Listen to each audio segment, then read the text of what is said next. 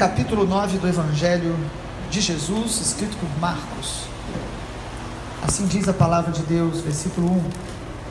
Dizia-lhe ainda: em verdade vos afirmo, que dos que aqui se encontram, alguns há de que de maneira nenhuma passarão pela morte, até que vejam ter chegado com poder o reino de Deus.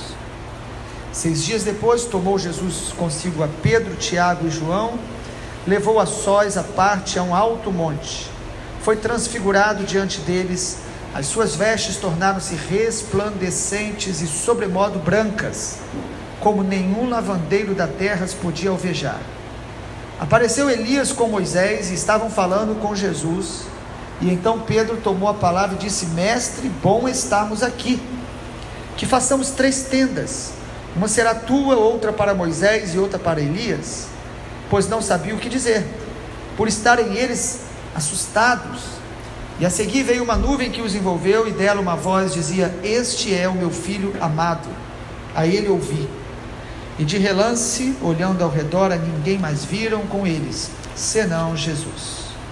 Ao descerem do monte, ordenou-lhes que não divulgassem as coisas que tinham visto, até o dia em que o Filho do Homem ressuscitasse dentre os mortos. Eles guardaram a recomendação, perguntaram uns aos outros o que seria ressuscitar dos mortos, e interrogaram Jesus, dizendo: por que os escribas dizem que primeiro é necessário Elias vir? Então ele disse: Elias vindo primeiro restaurará todas as coisas, como está escrito sobre o Filho do Homem, que sofrerá muito e será aviltado. Eu, porém, digo que Elias já veio e fizeram com ele tudo o que quiseram, como a seu respeito está escrito. Quando se aproximaram dos discípulos, viram numerosa multidão ao redor, e os escribas discutiam com eles. E logo toda a multidão, ao ver Jesus tomado de surpresa, correu para ele e o saudava. E ele interpelou os escribas: o que vocês estão discutindo?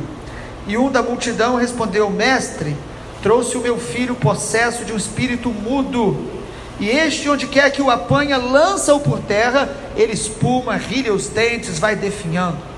Roguei aos teus discípulos que expelissem, eles não puderam. Então Jesus lhes disse: ó geração incrédula, até quando estarei convosco, e até quando vos sofrerei? Traze-me.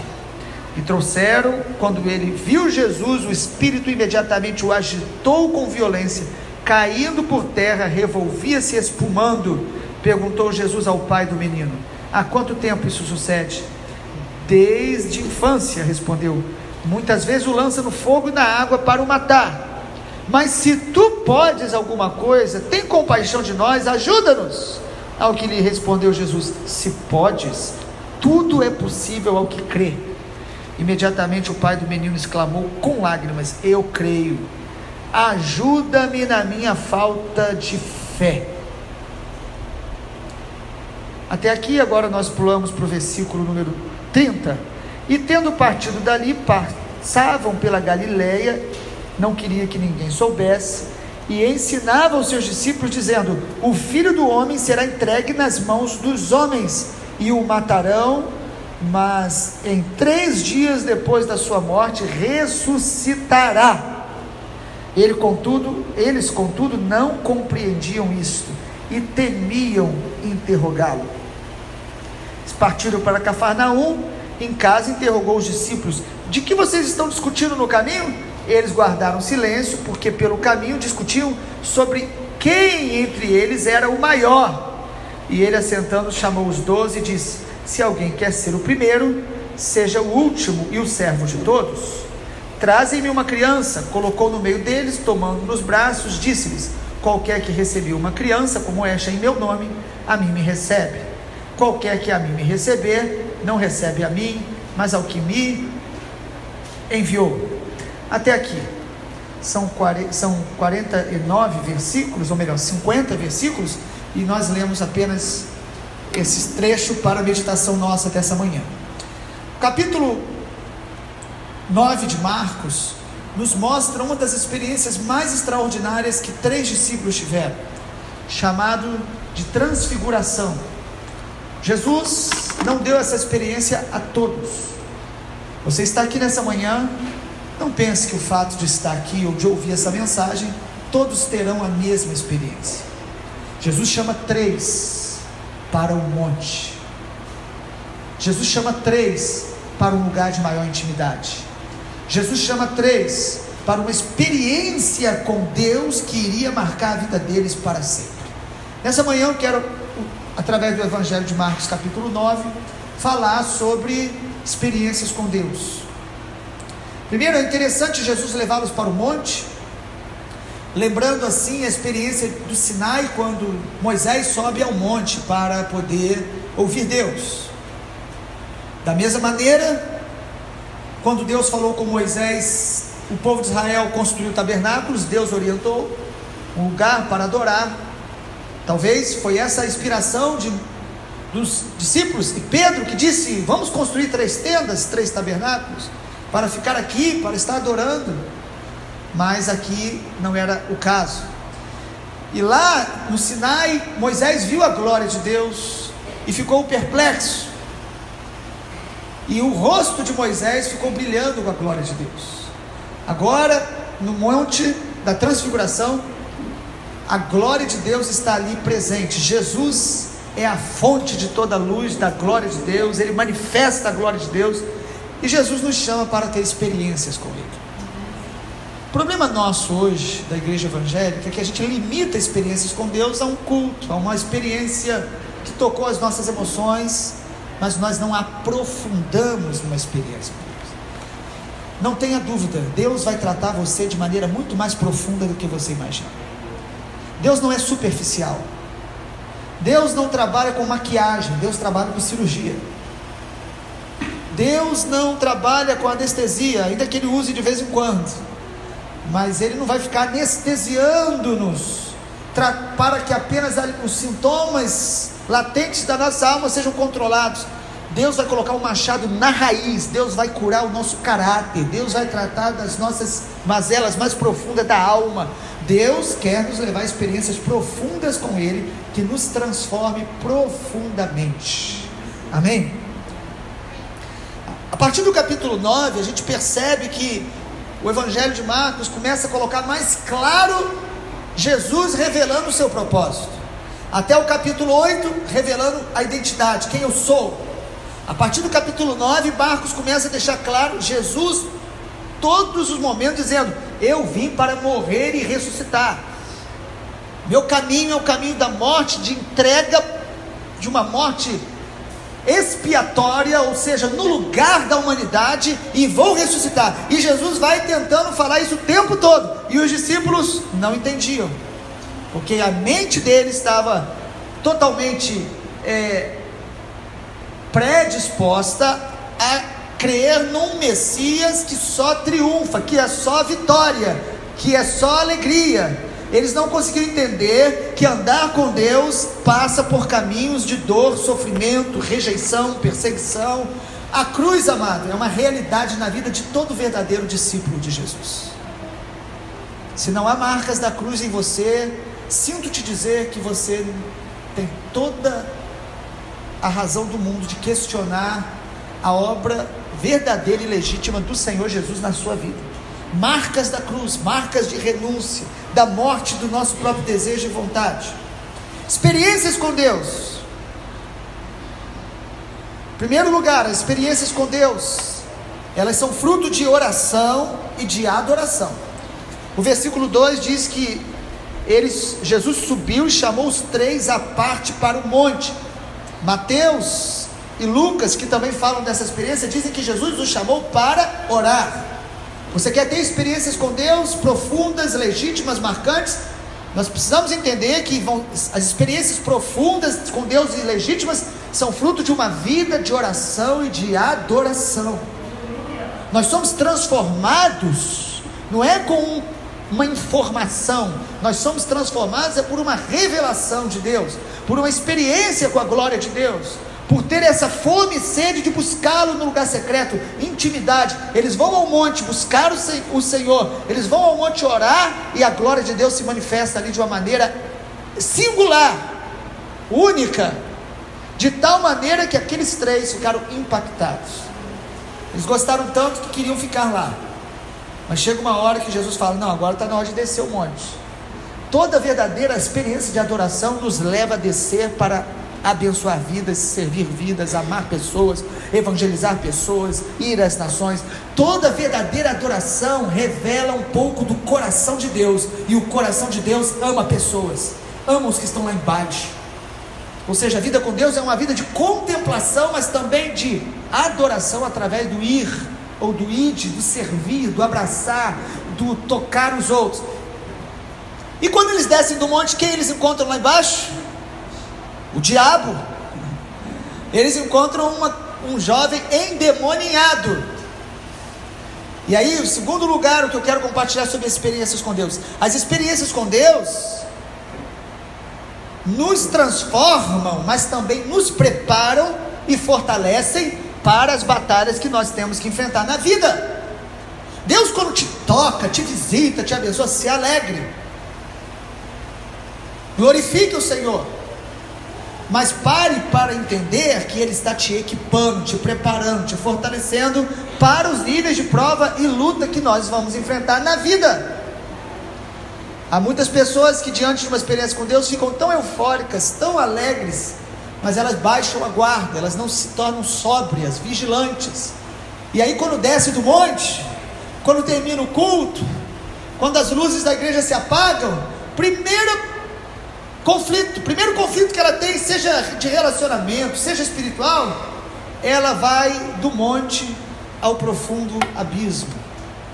E dizem: ah, mas por que eu tive aquela experiência lá e agora eu estou me sentindo tão vazio? Porque, querido, a experiência com Deus precisa ser discernida no seu propósito. Deus não dá experiência para nos emocionar, Deus dá experiência para nos transformar. Deus nos dá experiência para nos sentirmos melhores, Deus nos dá experiência para nos tornar mais semelhantes a Jesus, para enfrentar as batalhas da vida com a maturidade e a autoridade de Jesus. Nós precisamos sair da infantilidade, queridos. Nós precisamos sair do berçário espiritual. Deus está levantando uma noiva mais madura, mais cheia da graça, de autoridade, que vai estar no monte adorando, contemplando, mas quando descer do monte, vai enfrentar os demônios, vai enfrentar a natureza humana, vai enfrentar a si mesmo, com a graça de Deus, com o poder de Deus, com o discernimento espiritual. Quando Jesus chega lá, os discípulos que não subiram estavam lá assustados, porque eles não conseguiram expulsar aquele demônio, e eles já tinham expulsado outros demônios, e os escribas estavam discutindo sobre isso. Os teólogos ficam tentando explicar as coisas, os incrédulos ficam desesperados. Mas quando Jesus chega, e os que estão em Cristo vão discernir e vão expulsar e vão enfrentar as batalhas na autoridade do nome de Jesus. E Jesus repreende dizendo: que geração incrédula. Havia ali um ambiente de incredulidade. Experiências com Deus nos fortalecem para os níveis de batalha que nós vamos enfrentar. Nós estamos hoje aí no último dia do ano. Quantas pessoas se iludem achando que amanhã tudo vai se fazer novo? Se nós não mudarmos o coração todos os dias em Deus, amado, o ano novo não passa de mais um ano. Mas se você e eu estivermos buscando o Senhor e ouvindo a voz de Deus, o ano novo pode ser um novo ano, pode ser um novo tempo na nossa vida. Não porque mudou o calendário, mas porque o nosso coração está adorando a Deus, buscando a Deus e se fortalecendo nele para os níveis de guerra e batalha que nos aguardam. Essas palavras de final de ano, que tudo seja bom e todas as promessas se cumpram na nossa vida em 2018, são puramente enganosas. Primeiro, que se todas as promessas se cumprirem em 2018, Jesus vai te levar. Por que você vai ficar aqui mais? Segundo, que nós teremos batalhas, nós teremos lutas. Por quê? Porque é 2018? Não, porque no mundo teremos aflições. Mas as experiências com Deus nos fortalecem, nos equipam para os níveis de batalha que nós enfrentamos. Há pessoas que, quando entram no deserto, elas não têm reservas espirituais. Toda vez que nós buscamos ao Senhor, nos alimentamos da palavra, nós estamos aumentando nossas reservas espirituais, nós estamos nos equipando como alguém que está indo para uma guerra, nós estamos nos armando para os níveis de guerra. Terceiro lugar, as experiências com Deus, elas são o resultado de reconhecer as nossas fraquezas e a nossa dependência dele. O texto diz, amado, que o pai do menino chega no versículo 24 e diz: eu creio, mas me ajuda na minha falta de fé. Foi aqui que a experiência com Deus, com Jesus, de libertar o menino começa. Jesus está ali, todos meio que incrédulos, e o pai do menino está diante de Jesus, e Jesus fala: tudo é possível ao que crê. Quantos aqui creem?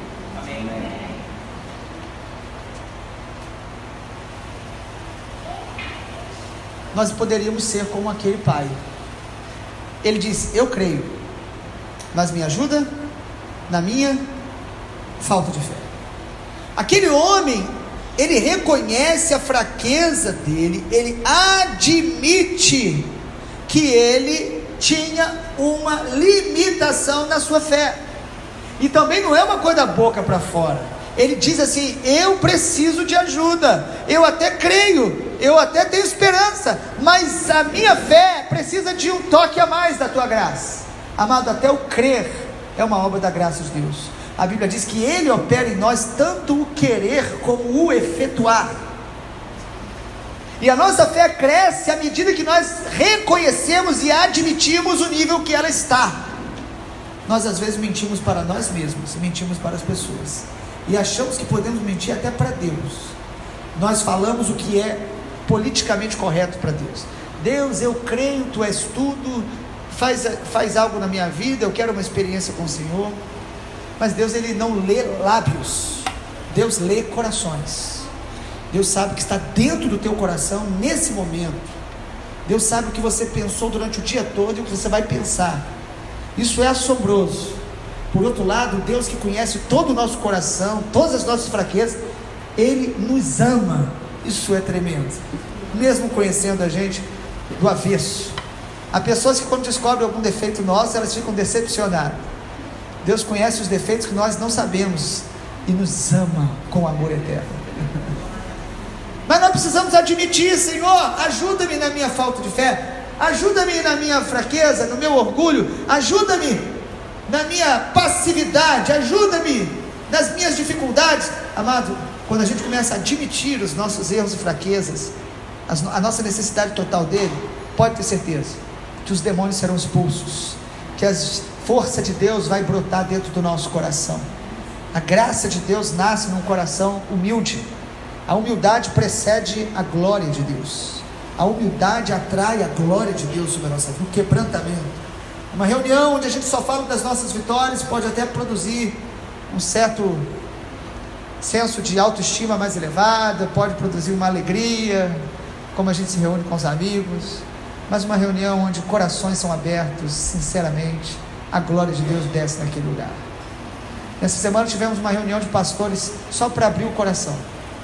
Sinceramente, poucas vezes eu tive uma experiência de ver uma graça de Deus tão maravilhosa derramada após cada um falar das suas fraquezas, não dos seus sucessos. Nós somos homens e mulheres limitados. Se você quer ter experiências com Deus, querido, desça do pedestal, tire as suas sandálias, se humilha, reconheça que você não é nada sem Ele. E em último lugar, em quinto e último lugar, experiências com Deus, elas aumentam na nossa vida à medida que nós nos dispomos a renunciar tudo por amor à sua glória. Experiências com Deus não são meramente recompensas. É óbvio que há uma recompensa em Deus, nós falamos aqui de oração, mas elas são fruto da graça de Deus. Porém, amado, há uma recompensa que Deus dá àqueles que renunciam. Olha aí, nós não lemos o texto, capítulo 9 de Marcos, no versículo 43, diz: se a tua mão te faz tropeçar, corte-a. É melhor entrar sem a mão na vida do que tendo as duas mãos ires para o inferno, para o fogo inextinguível, onde não morre o verme, nem o fogo se apaga. Se o teu pé te faz tropeçar, corte-o. É melhor entrar na vida aleijado do que tendo dois pés seres lançado no inferno. Amado, Jesus aqui está usando uma linguagem figurada, dizendo que o Evangelho de Jesus nos leva a um nível de renúncia radical. Se você e eu que desejamos ter experiências com Deus, nós vamos aprender a renunciar tudo o que for necessário, e não por legalismo, ou por religiosidade, ou por obrigação. Nós vamos renunciar por amor à glória dele, por amor à vida dele em nós, por amor à plenitude dele.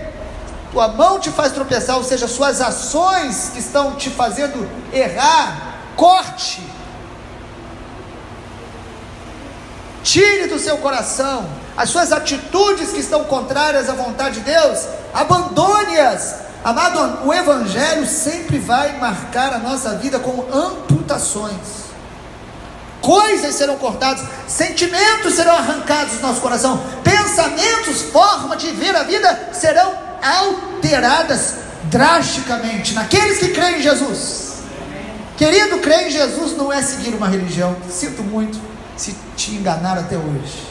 Crer em Jesus não é concordar com uma lista de doutrinas no intelecto. Crer em Jesus não é participar de reuniões onde o nome dele é falado e cantado. Crer em Jesus é um relacionamento diário com ele, que vai matando a nossa carne, mudando os nossos pensamentos e comportamentos.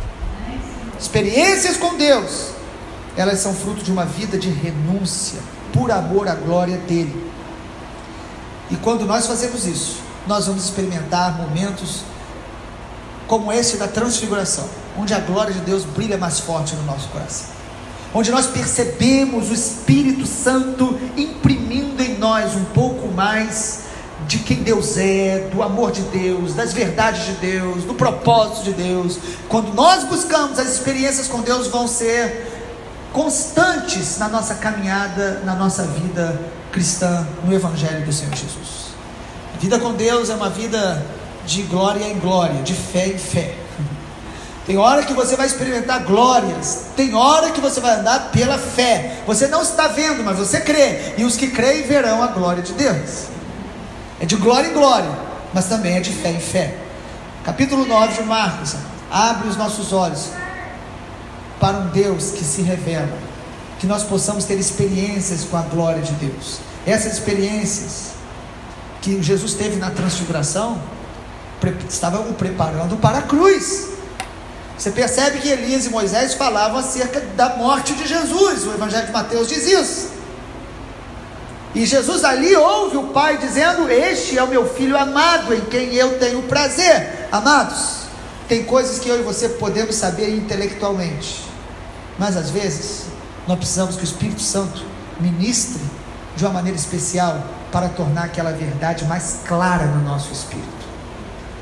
Intelectualmente você sabe que Deus te ama, mas quando nós o buscamos, as experiências com Deus, o Espírito Santo deixa essa verdade especialmente clara dentro do nosso espírito. Você já não diz apenas e canta que Deus te ama, você sente o amor dele, você é abraçado pelo amor dele. Você quer ser abraçado pelo amor de Deus? Você quer ter essas experiências? Deus pode te dar uma experiência sem você estar fazendo algumas coisas que nós falamos aqui. Mas amado, quando a gente ora e adora, quando a gente se quebranta e se humilha, quando a gente renuncia coisas que desagradam a Deus, as experiências com Deus vão se tornar muito mais abundantes na nossa vida. As manifestações da glória de Deus vão se tornar mais constantes. Não necessariamente de uma forma extraordinária, como em alguns momentos Deus faz e pode fazer, mas você vai perceber a glória dele no dia a dia.